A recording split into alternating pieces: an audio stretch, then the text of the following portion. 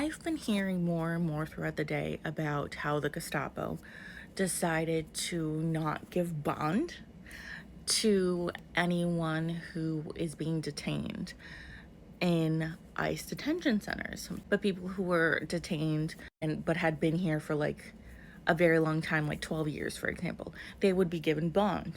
Well, this piece of shit fucking country was like, you know what? Let's repeal that. And this is what they said. This is from CBS News. Previously, ICE mandatory detention policy was generally limited to recent border crossers and non-citizens convicted of certain crimes. Immigrants who had lived in the U.S. unlawfully for years were eligible for bond hearings and the opportunity to persuade an immigration judge that they were not flight risks and should be allowed to fight for their deportation outside of the detention center.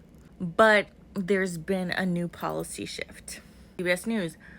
What they were doing was saying, by reinterpreting an immigration law from the 1990s, Immigration and Customs Enforcement is now instructing officials to argue in immigration court the detainees facing deportation are not eligible to be released on bond if they entered the U.S. illegally. Do you know how long these cases can last? Fucking years.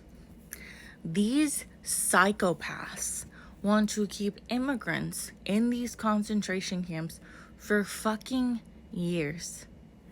And I think we need to make more of a stink about this, which is again why I continue to say how much the Democrats have failed immigrants, how much the Democrats have failed this entire issue by staying silent for so fucking long. Because now they are repealing bond? I'm sorry, what the fuck? There is no due process anymore in this country. I think we need to start advertising that more because I'm fucking sick and tired of people saying there's due process.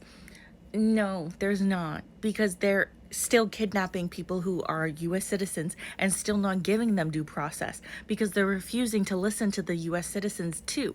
So there's no due process anyways. They're racist fucks, they're fascists, and we need to fight back against them.